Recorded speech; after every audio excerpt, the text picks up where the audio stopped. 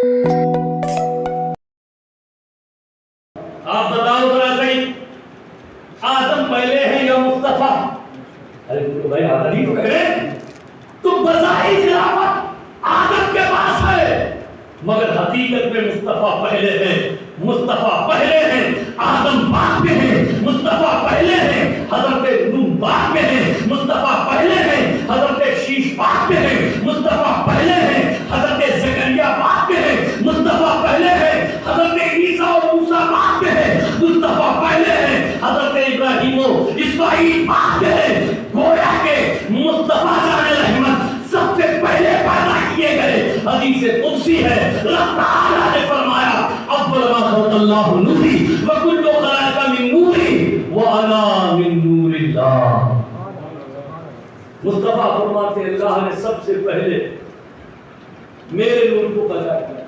اب دیکھیے ادھر ہے کہ کن سے ہو گئی تو آدم اشرف المخلوقات میں، دوسری حدیث میں رب فرماتا ہے سب سے پہلے اللہ نے اپنے نور سے مصطفیٰ کے نور کو پیدا کیا، اور مصطفیٰ کے نور سے تمام کائنات کو پیدا کیا۔ ارے ڈائریکٹ بھی پیدا کر سکتا تھا، جیسے اپنے نور سے مصطفیٰ کے نور کو پیدا کیا، ایسے ہی ڈائریکٹ اپنے نور سے تمام کائنات کو پیدا کر سکتا تھا۔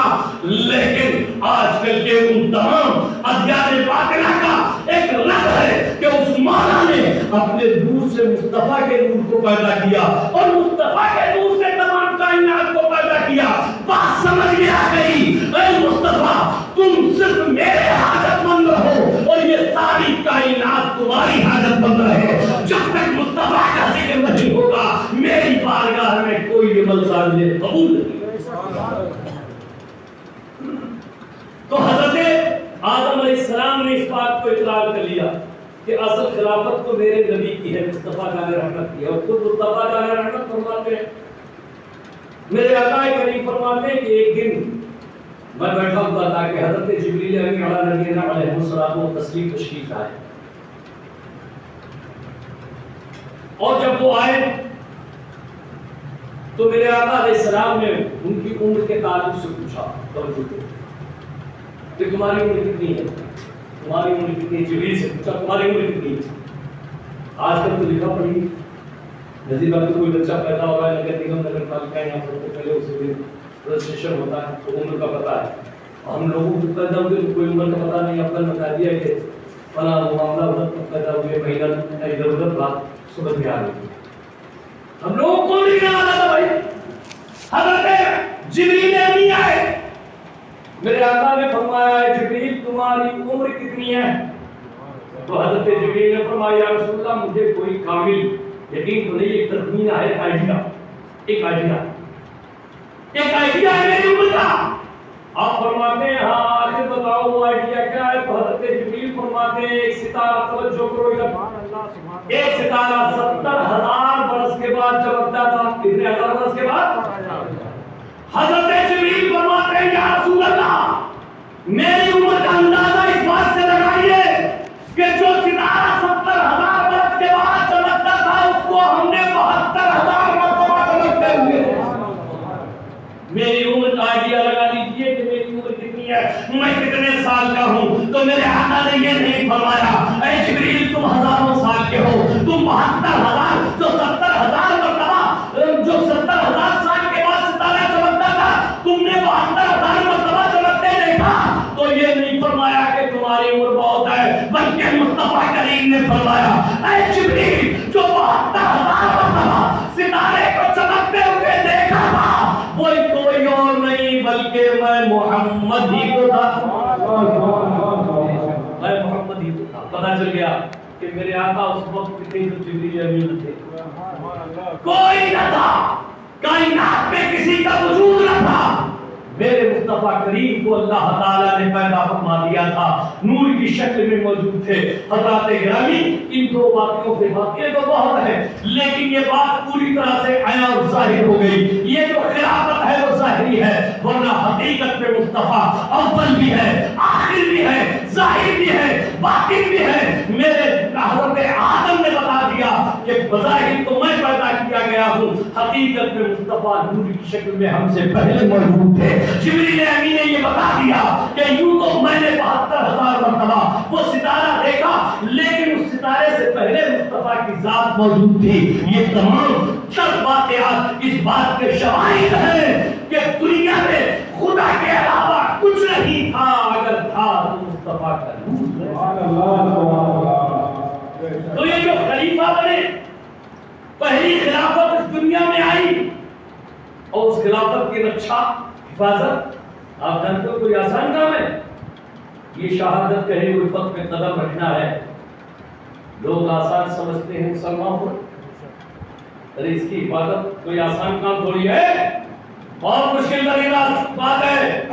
یہ امام حسین ہی کو کیوں یاد کیا جاتا ہے، ہر سال یاد کیا جاتا ہے، پورے عشرے یاد کیا جاتا ہے، اور یوں تو انہیں ہر نماز میں، ہر عبادت و بندگی میں جب تک درود و سلام ان پر نہ بھیج دیا جائے تو کوئی بھی مومن اپنی عبادت و بندگی پر بندگی کو کامل نہیں سمجھتا۔ وہ جانتا ہے کہ ہمارا جو کچھ ہے وہ اہل بیت اطہار کی محبت ہے۔ اگر اہل بیت کی محبت ہمارے دلوں سے نکل جائے تو ہماری تمام تر عبادتیں رائگاں بے سود بیکار۔ آپ دیکھیں کہ اس خلافت کی عبادت حضرت امام علی مقام نے سب سے آخر میں کیسے فرمائی؟ اگر وہ خالی پگڑی والی خلافت ہوگی تو پورے خاندان کو قربان کرنے سے کیا فائدہ؟ لیکن یہ خلافت قرآن خیز تھی جو ظاہراً حضرت آدم علیہ السلام کو دی گئی، اور اس کے بعد 1,24,000 باختلاف روایات انبیاء و مرسلین آئی۔ یہ خلافت ان تمام نبیوں کے بیچ میں تقسیم ہوتی رہی، بدلتی رہی، ان کے بعد وہ، ان کے بعد ان کے بعد ان کے بعد ان کے بعد ان کے بعد ان کے بعد، اور جتنے انبیاء و مرسلین تھے وہ اپنے سامنے والے سے ہمیشہ لڑتے رہے، ٹکراتے رہے، مگر اللہ رسول کے حکم میں، ان کے فرمان میں کسی طرح کی انہوں نے چینجنگ بدلاؤ اور دو بدل نہیں ہونے دیا۔ اس کے محافظ بن کر رہے، نگہبان بن کر رہے، ہر طوفانوں سے ٹکرا گئے، بڑی بڑی طاقتوں سے گزر گئے، لیکن انہوں نے اس خلافت پر آنچ نہیں آنے دی۔ آپ دیکھیں آسمانی بتائیے کتابیں کتنی ہیں؟ 4۔ کتنی آسمانی کتابیں؟ مشہور آسمانی کتابیں کتنی ہیں؟ توریت، زبور، انجیل، قرآن مقدس، اور 109 صحیفے ہیں۔ کتنے؟ 4 مکمل کتابیں ہیں، 109 صحیفے جو الگ الگ کتبوں میں اللہ کی طرف سے ان پر نازل ہوئے۔ اب دیکھیے آسمانی 4 کتابیں، اور 4 فرشتے تو بہت ہیں لیکن 4 فرشتے بہت مشہور ہیں۔ حضرت جبرائیل علیہ السلام، میکائیل علیہ السلام، اسرائیل علیہ السلام، اسرافیل علیہ السلام، نام آ جائے۔ یہ 4 فرشتے ہیں نا، فرشتے تو بہت ہیں مگر ان 4 فرشتوں کا بڑا ذکر آتا ہے، بڑا منتقل ہے۔ حضرت جبریل کا نام آتا ہے، حضرت میکائیل کا، اسرافیل کا، اسرائیل کا نام آتا ہے۔ ایسے ہی کتابیں صحیفے تو بہت ہیں مگر آسمانی 4 کتابیں جو مشہور ہیں ان کے نام بہت آتے ہیں، توریت، زبور، انجیل، قرآن مقدس۔ ایسے ہی خلفاء 4 خلیفہ ہیں ہمارے نبی خلفائے راشدین، حضرت ابو صدیق، حضرت عمر فاروق، حضرت عثمان غنی، حضرت مولا علی۔ ایسے ہی 4 امام ہیں، امام اعظم، امام اعظم، امام شافعی، امام مالک، امام احمد بن حنبل، اور ایسے ہی 4 سلسلے، قادریہ، چشتیہ، نقشبندیہ، سوہر۔ ارے بھائی یار اس میں کیوں ہوتے سلسلے 4 ہیں، امام 4 ہیں، فرشتے مشہور 4 ہیں، آسمانی کتابیں مشہور 4 ہیں، خلیفہ 4 ہیں۔ ارے یہ سب 4 ہی 4 ہے تو پھر کیوں تم تو 4 ہو؟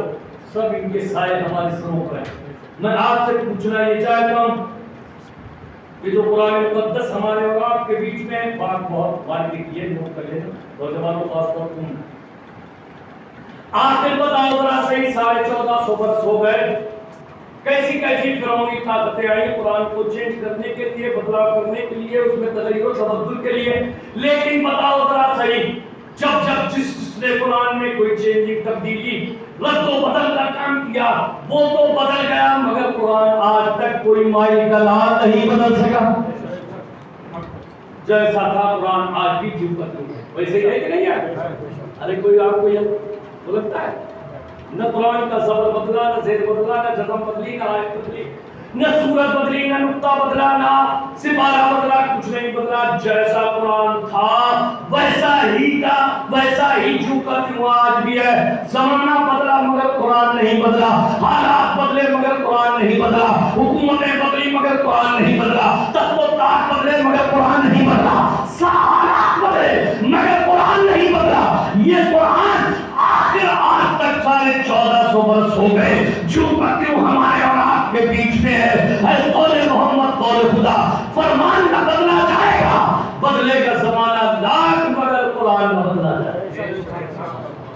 तौरात बदल गई, ज़बूर बदल गई, इंजील बदल गई। आखिर मैं आपसे सवाल करूं कि ये आसमानी किताबें ये भी नबियों पर नाजिल की गई, लेकिन इनमें तगय्युर और तबद्दुल क्यों हो गया? तौरात क्यों बदली, ज़बूर क्यों बदली, इंजील क्यों बदली? हालात के हिसाब से, माहौल के हिसाब से, वक्त के हिसाब से, ज़माने के एतबार से जो आया उसने कुछ ना कुछ बदल दिया, तगय्युर हो गया, तबद्दुल हो गया, बदल गई। तौरात बदल गई, ज़बूर बदल गई, इंजील बदल गई, जबकि तीनों आसमानी किताबें हैं, अल्लाह का कलाम है, नबियों पर नाज़िल की गई। लेकिन ये कुरान मुक़द्दस ही क्यों ऐसी किताब है कि 1450 बरस बीत गए, हालात न जाने कितने बदले, माहौल न जाने कितना बदला, हुकूमतें न जाने कितनी बदली, लेकिन कोई माई का लाल आज तक इस कुरान को नहीं बदल सका है। तो सुनो, इसमें हमारा और आपका क्या मार्का है? हमने और आपने कौन से हिसाब से काम दिया है? हमने और आपने कौन सी कुर्बानी की है? अरे तौरात और ज़बूर और इंजील इसलिए बदल गए कि उन कौमों के पास कोई हुसैन नहीं था। हमारा कुरान आज भी चूका इसलिए है कि हमारे पास हुसैन।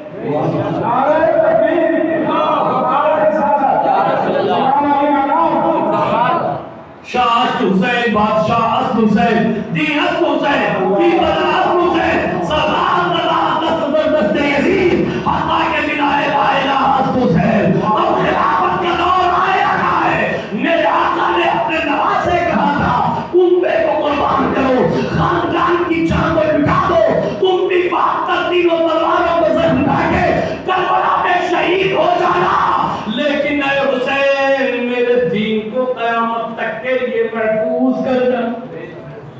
तो ये उनकी कुर्बानी है, शहादत, जिनके दम कदम से आज ये कुरान हमारे और आपके बीच में ज्यों का त्यों है। अगर इमाम अली मुकाम की शहादत न होती तो न जाने क्या हालात होते। आज भी आदमी चाहता है बदल देना, लेकिन उसमें जोर नहीं, ताकत नहीं। हर आदमी, बहुत से लोग चाहते हैं कि ये मसला ऐसे नहीं, ऐसे होना चाहिए, तुमको पिद्दी न पिद्दी शुरा। अरे तुम तो मुसलमान हो, मुस्तफा के गुलाम हो, जो कुरान और सुन्नत में लिखा है सर कम कर दो। समझना ये उलमा का काम है, समझ में आया ना है, लेकिन जब ये कह दिया जाए ये मेरे मुस्तफा ने कहा है, ये खुदा ने कहा है, तो इस पर कुछ नहीं होना चाहिए, सर फौरन कम होना चाहिए। जो अल्लाह रसूल का फरमान है वही हमें कबूल है। अरे बताओ, अगर आपके हमारे एतबार से सब कुछ होता तो बदल जाते, मसले बदल जाते, आयतें बदल जाती, सूरतें बदल जाती, निजाम बदल जाता, लेकिन नहीं।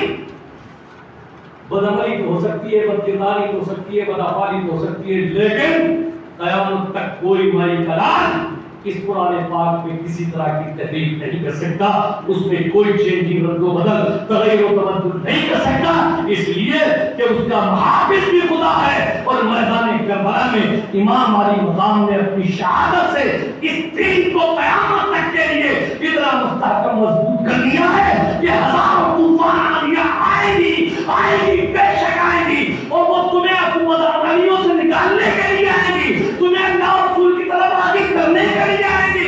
जब तुम्हारे जिस्मों को झटके लगेंगे, तकलीफें होंगी, जब तुम्हारा दुनिया में कोई सहारा न होगा, तभी तो इमाम हुसैन को हर वक्त तुम याद करोगे, और जब याद करोगे तो ये हुसैन ही है जो दुनिया में भी हमारा बेड़ा पार करेंगे। तो इन मुश्किलों से घबराओ नहीं, परेशान मत हो, बल्कि अपने अमाल और अकीदे को देखो, उसे मुस्तहकम मजबूत करो, उसमें किसी तरह का कोई कंप्रोमाइज, कोई समझौता मत करो। थोड़ी देर की मोहब्बत यारी दोस्ती है कि जो ठीक हो ठीक, उधरी वाला सही, इधरी वाला सही है, ये कौन सा बात, जो सही वो सही, तो ये कौन सी बात है जो सही है वो सही है। वो उलमाए हैं सुन्नत, हमारे बुजुर्गों ने एक लकीर खींच दी है, खत्ते इम्तियाज दे दिया है। मेरे आका ने फरमा दिया, मेरी उम्मत में 72 फिरके होंगे, एक फिरका 73वां नाजिया होगा जिसे अहले सुन्नत वल जमात कहा जाता है। जब उसमें होंगे वो कलमा पढ़ने वाले ही होंगे 72। तो आप बताइए जरा सही, हमें और आपको उनसे बचना चाहिए। अगर सच्चे हुसैनी है, हुसैनियत जब तक जिंदा रहेगी इंशाअल्लाह बदअकीदगी हमारे नजदीक और करीब कभी नहीं आ सकती, कभी नहीं आ सकती। फिर वो खिलाफत मुंतकिल, आखिरकार तमाम अंबिया और मुरसलीन में एक के बाद दीगर वो खिलाफत मुंतकिल होते होते अब बज़ाहिर वो खिलाफत हमारे नबी करीम अलैहिस्सलातु वस्सलाम ربیع الاول شریف کی 12 تاریخ دوشنبے کے دن صبح 7 کے وقت محسن انسانیت پیغمبر اسلام کی جلوہ گری ہوتی ہے. پھر وہ ایسے خلافت جو اندھیرے کو اجالے میں بدل دیتی ہے، ہر ایک کے حقوق کو پامال ہونے سے بچا دیتی ہے، امیری غریبی کا فرق مٹا دیتی ہے، کالے گورے کا فرق مٹا دیتی ہے، چھوٹے بڑے کا فرق مٹا دیتی ہے. پھر خلافت کا دور شروع ہوتا ہے. اس خلافت وہ خلافت جنم لیتی ہے جس خلافت کے لیے لوگ تڑپ رہے تھے، بلک رہے تھے، بیوائیں، یتیم، مسکین، سب کے سب اسی خلافت کے لیے پریشان حال تھے. آخر اللہ تعالیٰ نے سب کی دعاؤں کو قبول کیا. جو دعا آدم کر رہے تھے، جو دعا حضرت نوح نے کی تھی، جو دعا حضرت زکریا نے کی تھی، جو دعا حضرت ابراہیم، حضرت اسماعیل نے کی تھی، جو دعا حضرت موسیٰ اور عیسیٰ نے کی تھی، سارے نبیوں کی دعا آخرکار بارگاہ عزت میں قبول ہوتی ہے. اور آخرکار وہ پیغمبر، وہ رسول جس دنیا کا خاکدان گیتی پر پیدا ہوتا ہے، جو نبیوں کا نبی ہے، پیغمبروں کا پیغمبر ہے، رسولوں کا رسول ہے. میرے آقا جب اس خاندان گیتی پر تشریف لائے تو میرے آقا کی جلوہ گری بھی ہر ایک کو اس کا حق ملے. یتیموں نے کہا میرا بابا آ گیا، غریبوں نے کہا میرا بھنجا آ گیا، بے سہاروں نے کہا میرا سہارا آ گیا. اعلیٰ حضرت نے فرما دیا غمزدوں کو رضا مدت دیجیے ہے. بے قصوں کا سہارا ہمارا نبی، بے قصوں کا سہارا ہمارا نبی. میں اپنی بات کو یہیں پر سمیٹتا ہوں آپ سے، اور یہیں پر آپ اس سے پیوستہ رہنا. چونکہ سرکار کی ولادت کے واقعات میں کرو بہت تفصیل ہے، کئی دن اس میں لگ جائیں گے، لیکن ذکر وہ بات کہتے کہتے ہم صرف اور صرف 13 سالہ مدنی مکی زندگی اور 10 سالہ مدنی زندگی کے کچھ گوشے، اور اس کے بعد امام علی مقام رضی اللہ تعالیٰ عنہ کا بچپنا، مدینہ منورہ کی سرزمین، نانا جان کا ساتھ، اور پھر رسول کریم صلی اللہ علیہ وسلم کا مظاہر وصال. انشاءاللہ کل یہاں تک ہم اور آپ ان حالات سے روبرو ہوں گے، واقعات سے روبرو ہوں گے.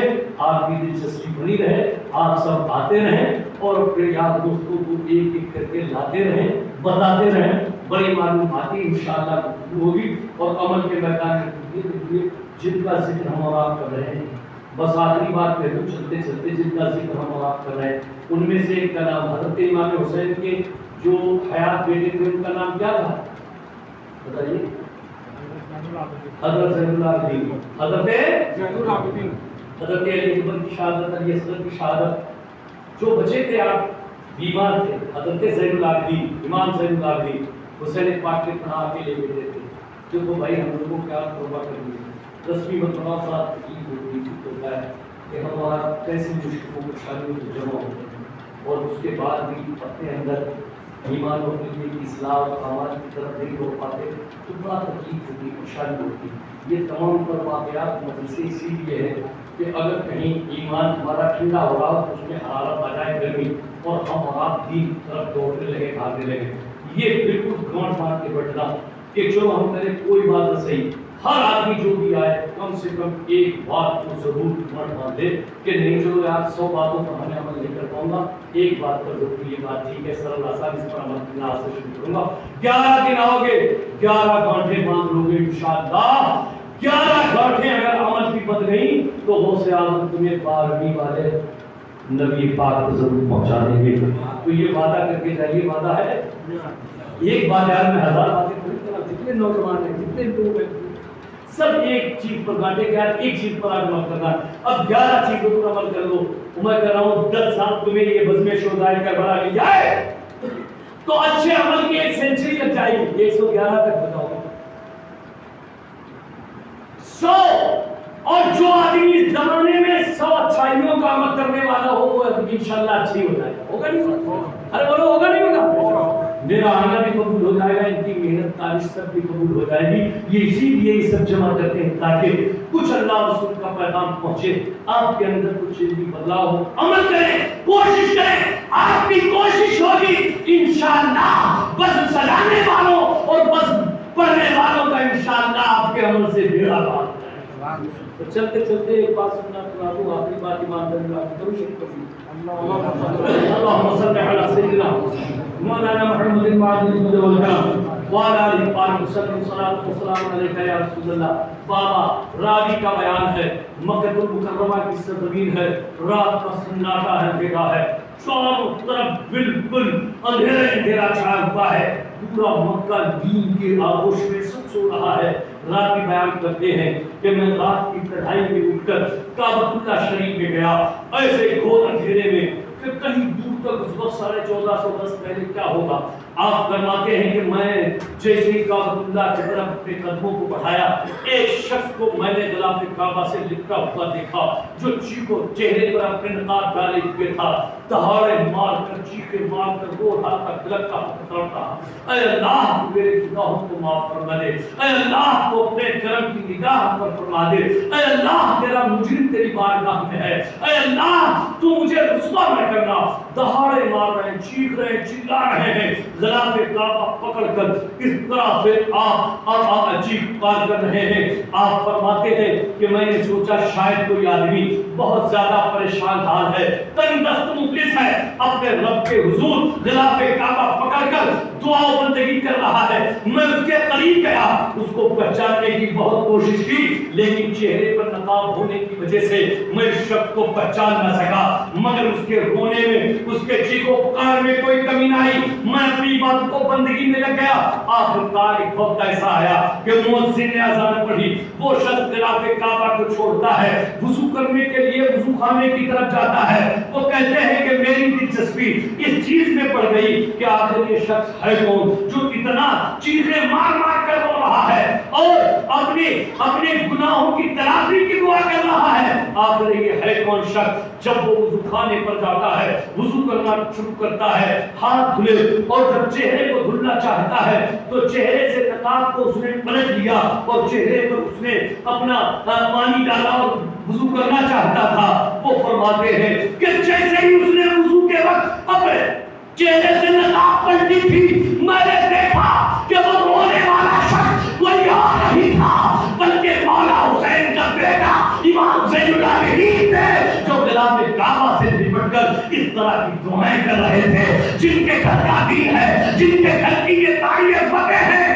سارے ان کے گھر کی سارا یہ تقدس ہے، ان کا تو عمل یہ ہے ہم بدی نہ بدی کے شرع، ہمارے پاس عمل کا کچھ بھی گزارا نہیں ہے. عمل کی میں اساس کیا ہے، وجود ندامت کے پاس کیا ہے، رہے سلامت حسن کی نسبت میں آپ کو مساسرہ یہی ہے. اس لیے اس آخرت کی منزل کو اتنا آسان مت جانو، آسان مت جانو، بہت کٹھن ڈگر پر کٹھی، بڑا مشکل ترین راستہ ہے. اس کو بھی آباد کرنے کے لیے پہل کرو، پہل کرو. اگر یکم محرم الحرام سے پہل کرو گے انشاءاللہ 10 محرم الحرام آئے گی تو ہم میں سے ایک ایک آدمی حسین پاک کا سچا غلام بن جائے گا اور حسین اپنی غلامی میں داخل کر بھرنے تو انشاءاللہ ایک ایک خاتون کنیز فاطمہ بن جائے گی اور ہم میں سے ایک ایک آدمی امام حسین کا سچا غلام بن جائے گا.